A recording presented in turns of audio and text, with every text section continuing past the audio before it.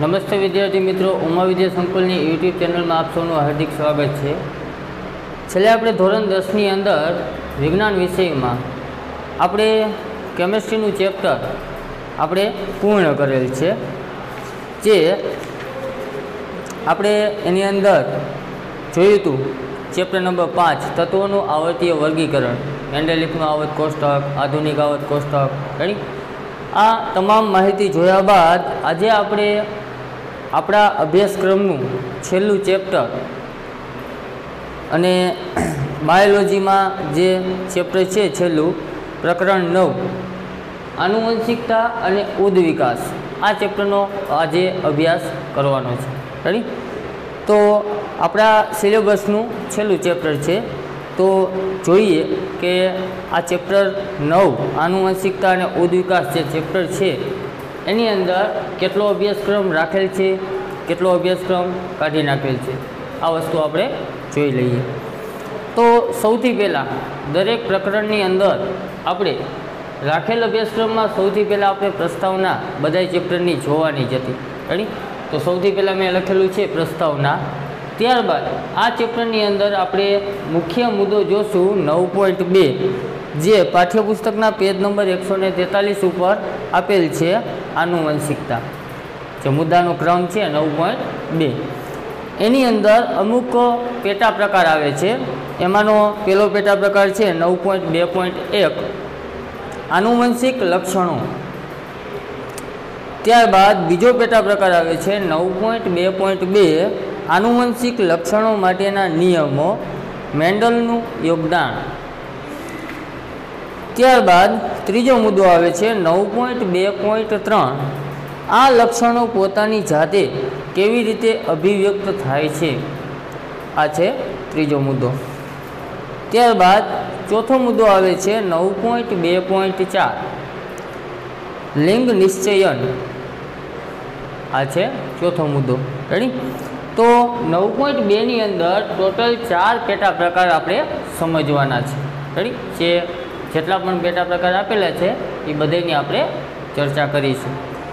ત્યારબાદ નવો મુદ્દો આવે છે 9.3 ઉદ્વિકાસ।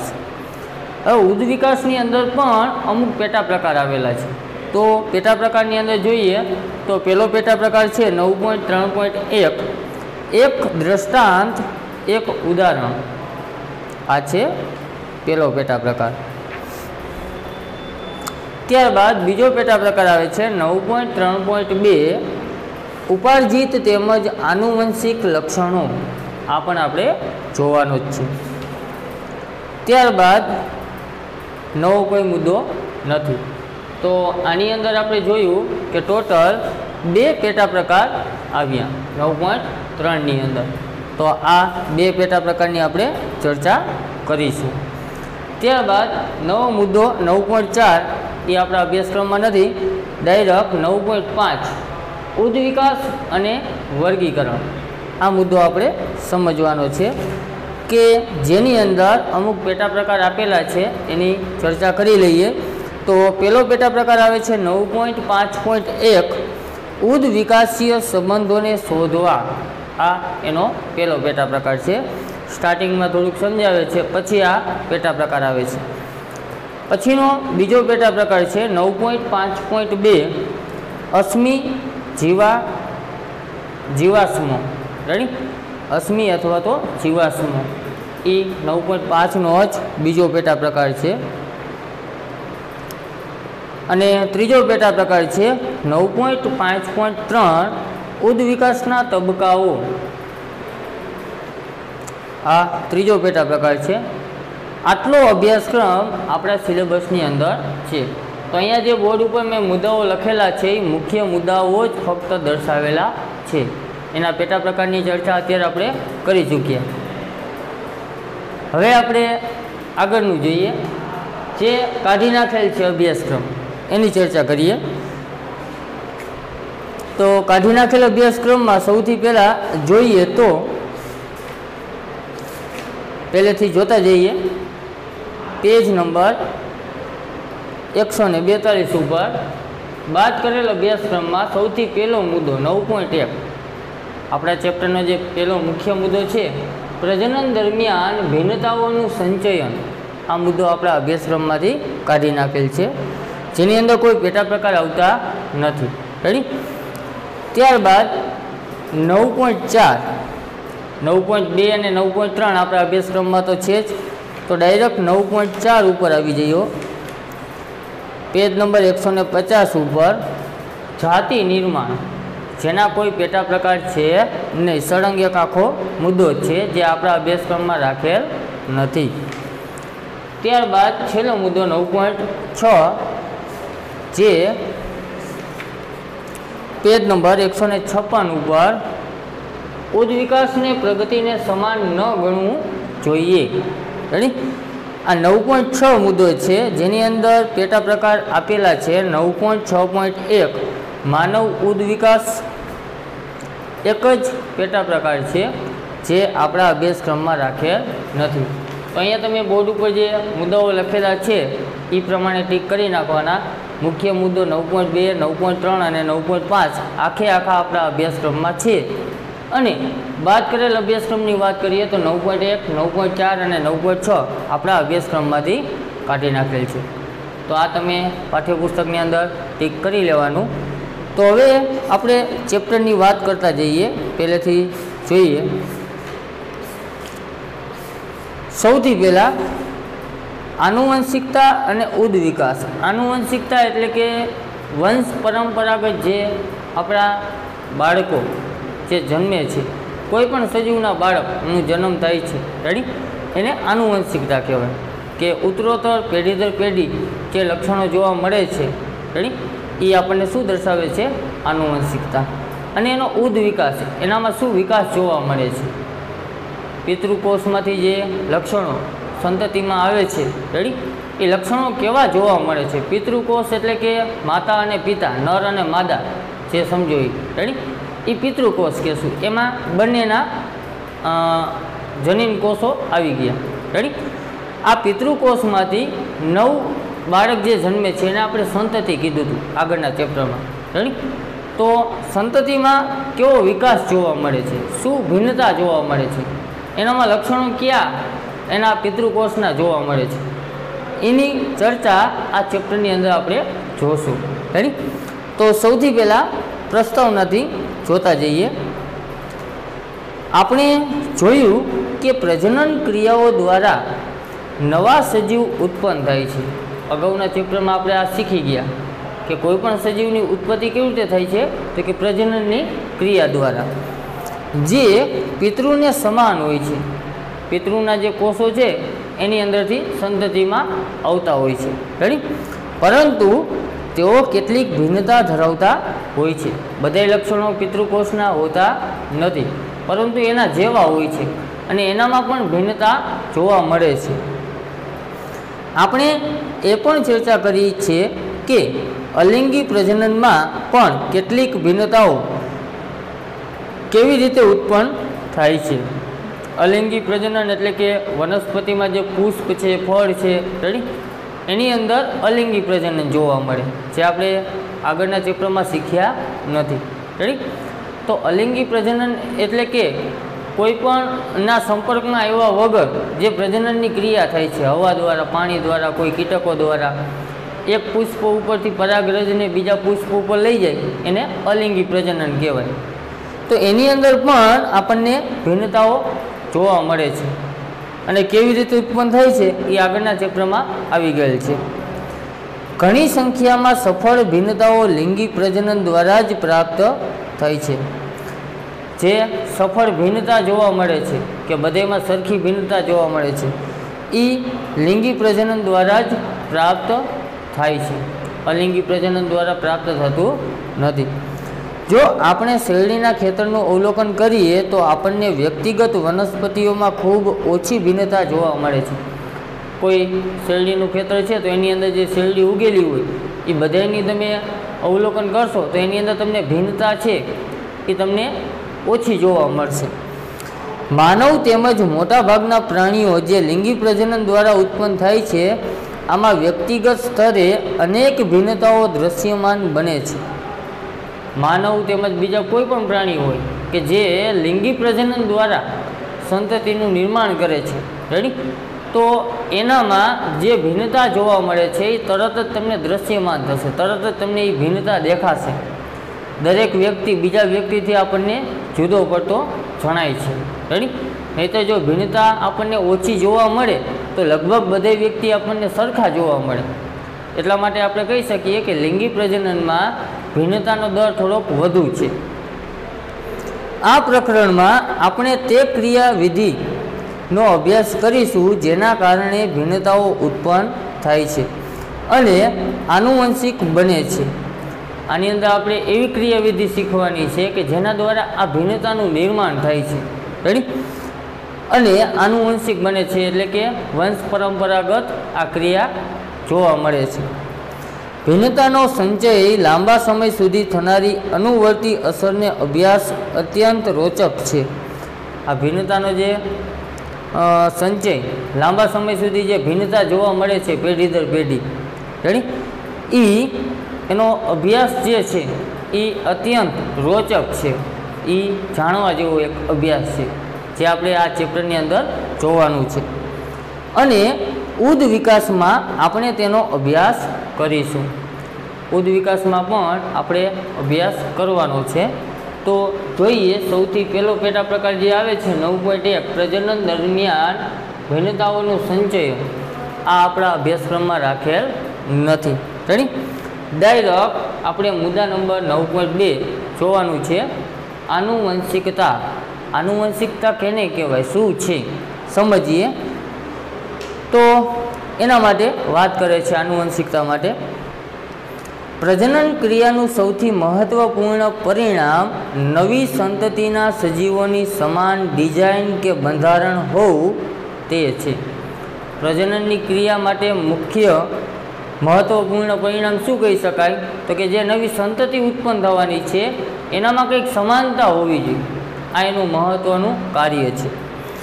આનુવંશિકતાના નિયમમાં આ પ્રક્રિયાનું નિર્ધારણ કરે છે કે જેના દ્વારા વિવિધ લક્ષણો પૂર્ણ વિશ્વસનીયતાની સાથે વંશ પરંપરાગત એટલે કે આનુવંશિક બને છે. આ પ્રક્રિયા છે એ પૂર્વ નિર્ધારિત કરે છે કે આવનારી સંતતિ કેવી ઉત્પન્ન થશે, રેડી? એના માટે આ પ્રજનનની ક્રિયા જવાબદાર છે અને અગાઉથી સંતતિનું નિર્માણ કેવું થવાનું છે એ જાણી શકાય છે. આવો આ નિયમોનો ધ્યાનપૂર્વક અભ્યાસ કરીએ કે એના માટેના નિયમો કેવા છે, કે ઉત્પન્ન થનારી સંતતિ કેવી હશે, એના માટેના જે નિયમો આવે છે એનો આપણે અભ્યાસ કરીએ. તો સૌથી પહેલો પેટા પ્રકાર આવે છે 9.2ની અંદર 9.2.1 જોઈએ. આનુવંશિક લક્ષણો. આ લક્ષણો જે આવે છે વંશ પરંપરાગત, આનુવંશિક એટલે વંશ પરંપરાગત, રાઈટ? વંશ પરંપરાગત જે લક્ષણો જોવા મળે છે એ કેવા છે કેના ઉપર આધાર રાખીએ શું કહેવા માગે છે જોઈએ. વાસ્તવમાં સમાનતા તેમજ ભિન્નતાઓનો આપણે શું અર્થ કરીએ છીએ? ખરેખર સમાનતા કે ભિન્નતાનો અર્થ આપણે શું કરીએ? સમાનતા એટલે કે સમાન અને ભિન્નતા એટલે જુદું, આવો અર્થ આપણે કાઢતા હોય, રેડી? આપણે જાણીએ છીએ કે બાળકમાં માનવના બધા જ આધારભૂત લક્ષણ હોય છે. કોઈ પણ બાળક જન્મે છે તો બાળકની અંદર જે વ્યક્તિ છે એના જેવા બધા ગુણધર્મ રહેલા જ હોય છે. છતાં પણ પૂર્ણ સ્વરૂપે તેઓ પોતાના પિતૃઓ જેવા દેખાતા નથી અને માનવ વસ્તીમાં આ ભિન્નતા સ્પષ્ટ દેખાઈ આવે છે. લક્ષણો માનવ જેવા હોય છે બાળકની અંદર, પરંતુ એ બાળક એના પિતૃ જેવો દેખાતો નથી હોતો. આને કહેવાય ભિન્નતા, રેડી? અને એ આપણી આખી સૃષ્ટિમાં બધે આપણને જોવા મળે છે. તો હવે આપણને એક પ્રવૃત્તિ કરવાની કીધી 9.1 જોઈએ. તમારા વર્ગના બધા વિદ્યાર્થીઓના કાનનું અવલોકન કરો. ક્લાસમાં જે બધા વિદ્યાર્થીઓ હોય એના કાનનું અવલોકન કરવાનું. એવા વિદ્યાર્થીઓની નોંધ બનાવો જેમના કર્ણપલ્લવ સ્વતંત્ર છે. જેના કાન છે કર્ણપલ્લવ એ સ્વતંત્ર હોય એની યાદી બનાવવાની કીધી. અને જોડાયેલા છે, જેના સ્વતંત્ર હોય અને જેના કર્ણપલ્લવ જોડાયેલા હોય, આ જે કાનની નીચેની બૂટ છે એની વાત કરે પલ્લવ, એટલે જેના કાન સ્વતંત્ર છે, છૂટા હોય, આમ નીચે લબડતા હોય, અને જેના કાન અહીંયા ગાલ સાથે ચોટેલા હોય, એ બંનેની યાદી બનાવવાની છે. બાજુની આકૃતિમાં તમે જોઈ શકો છો, એ આકૃતિમાં આ જે પલ્લવ છે, કાનનો પલ્લવ, એ સ્વતંત્ર છે, અને બી આકૃતિમાં પલ્લવ છે, કાનનો પલ્લવ, રેડી, એ કેવો છે તો કે જોઈન્ટ છે. જોડાયેલા કર્ણ પલ્લવવાળા વિદ્યાર્થીઓ તેમજ સ્વતંત્ર કર્ણ પલ્લવ ધરાવતા વિદ્યાર્થીઓની ટકાવારીની ગણતરી કરો. કેટલા વિદ્યાર્થીઓ સ્વતંત્ર કર્ણ પલ્લવ ધરાવે છે અને કેટલાક વિદ્યાર્થીઓ જોઈન્ટ એટલે કે જોડાયેલા કર્ણ પલ્લવ ધરાવે છે, એની ટકાવારીની નોંધ કરો.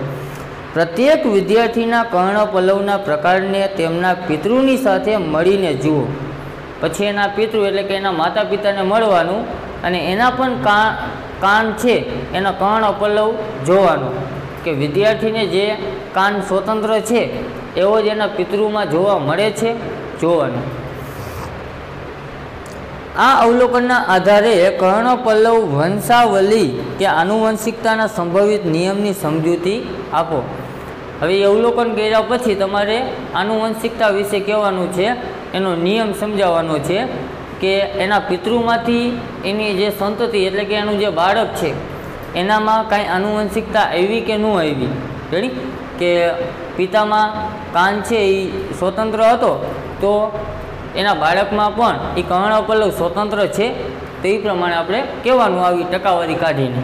રેડી, તો આને કહેવાય આનુવંશિક લક્ષણો, કે જે પિતૃમાં હોય એ બાળકમાં જોવા મળે છે. રેડી, હવે આવે છે 9.2.2.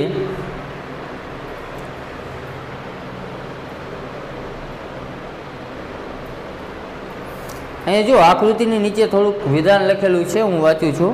આ જે બંને આકૃતિ હતી કાનની, એ કાનની આકૃતિ નીચે લખેલું છે, એ આકૃતિ જે છે એ મુક્ત કર્ણ પલ્લવ ધરાવે છે, અને બી આકૃતિ છે એ જોડાયેલ કર્ણ પલ્લવ ધરાવે છે. અને બીજું વધારાનું લખ્યું છે કે કાનના તલસ્થ ભાગને કર્ણ પલ્લવ કહે છે. તલસ્થ એટલે કે આ છેડાનો જે ભાગ છે એને કર્ણ પલ્લવ કહે છે, જે આપણા કેટલાકના શીર્ષની સાથે જોડાયેલા હોય છે. એટલે કે ઘણાના કાન છે એ જોડાયેલા હોય છે અને ઘણાના કાન છે એ છૂટા હોય છે, અને અન્યના જોડાયેલા હોતા નથી. મુક્ત અને જોડાયેલા કર્ણ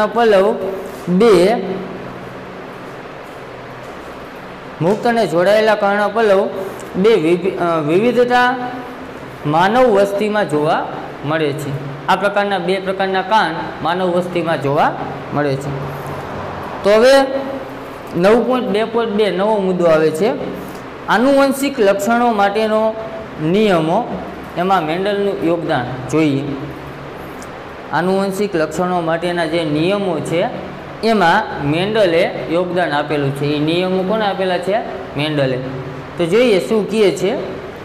માનવમાં લક્ષણોની આનુવંશિકતાના નિયમો એ બાબત પર આધારિત છે કે માતા તેમજ પિતા બંને સમાન પ્રમાણમાં આનુવંશિક પદાર્થનું સંતતિમાં સ્થળાંતર કરે છે.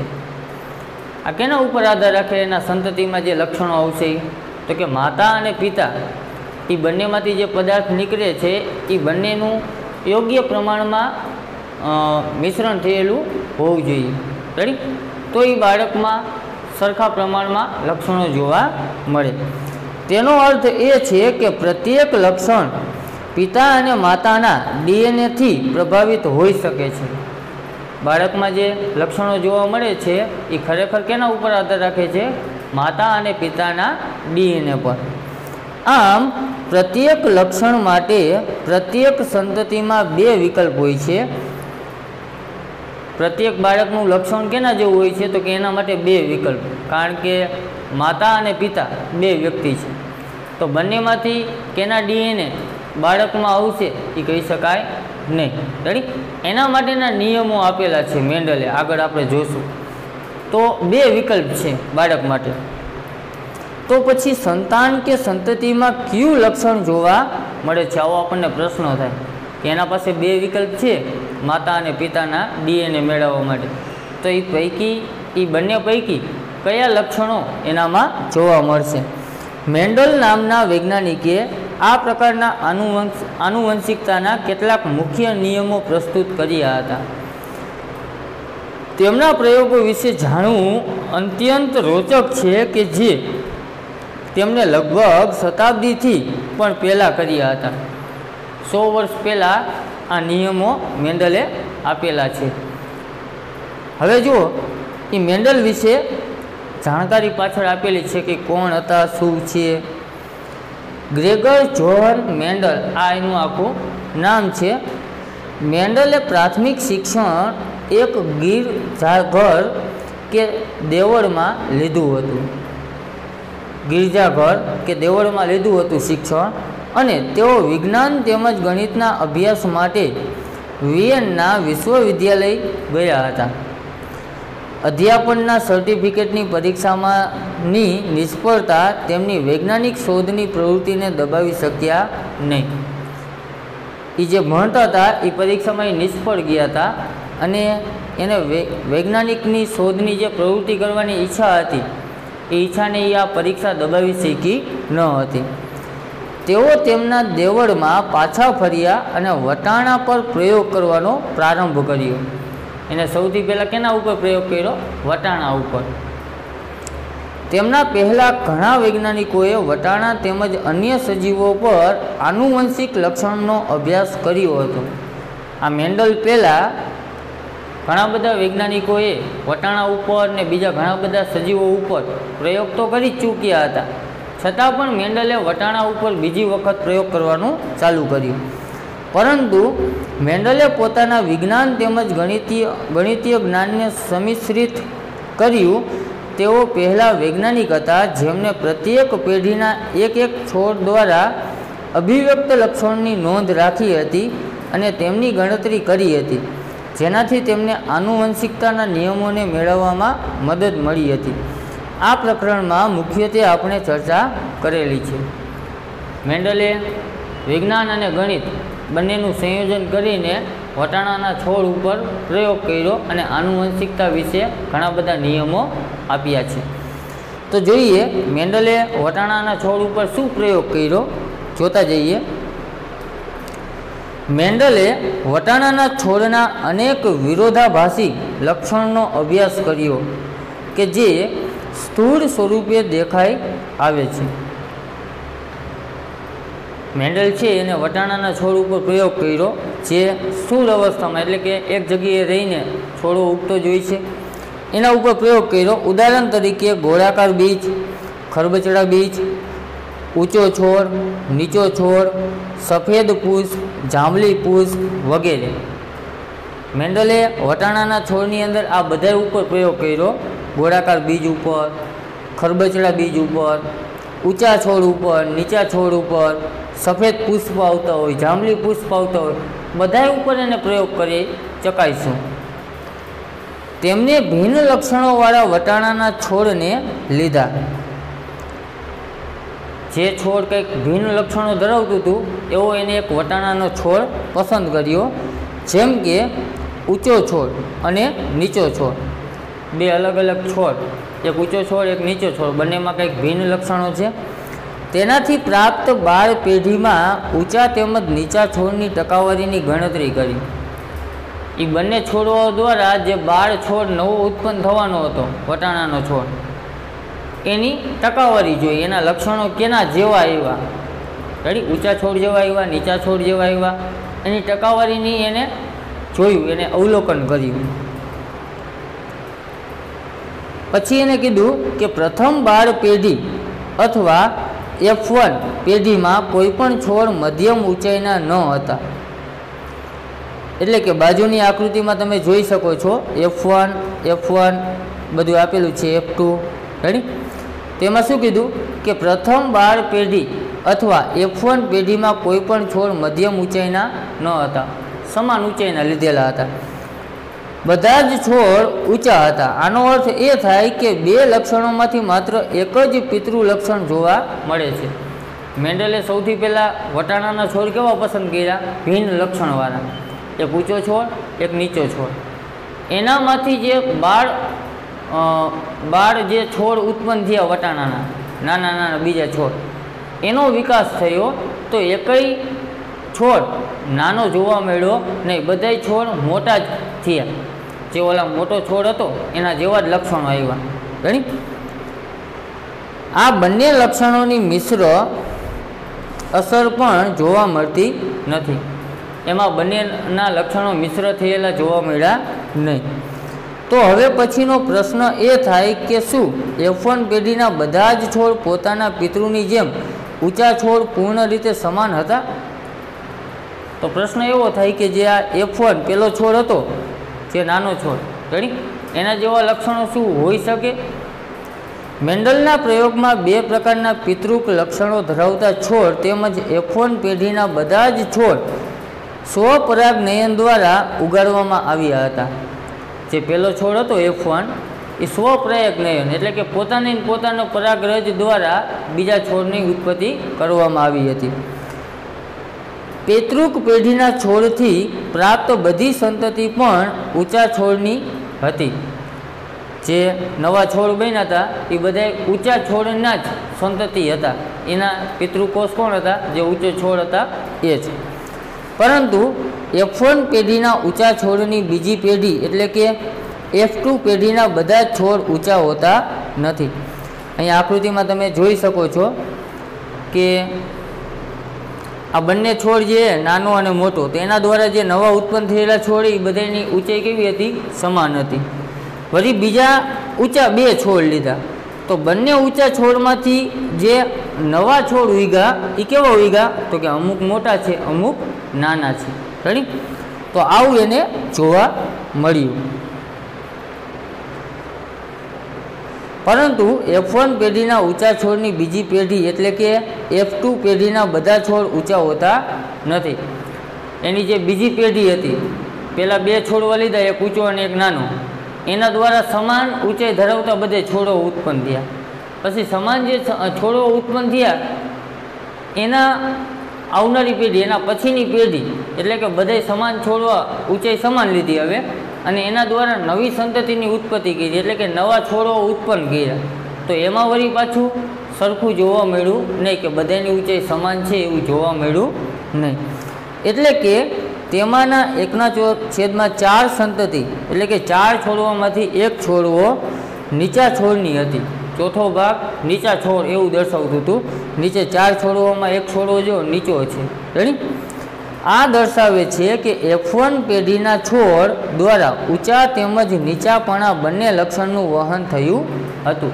આ એવું દર્શાવે છે કે પહેલાં જે મુખ્ય પિતૃ છોડ હતા એમાંથી બધાય સમાન છોડવા ઉગ્યા સમાન ઊંચાઈના.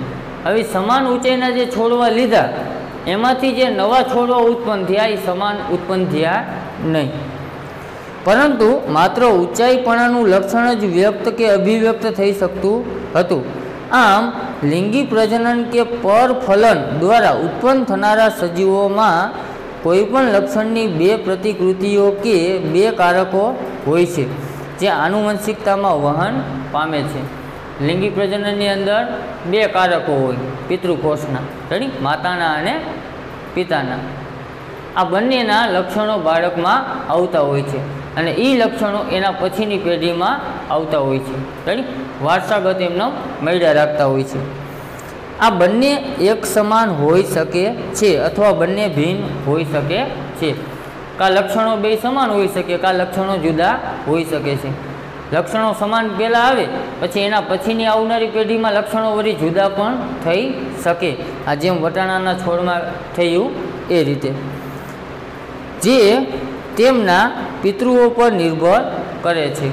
પિતૃઓના કોષ કેવા છે, DNA કેવા છે એના ઉપર આધાર રાખે છે.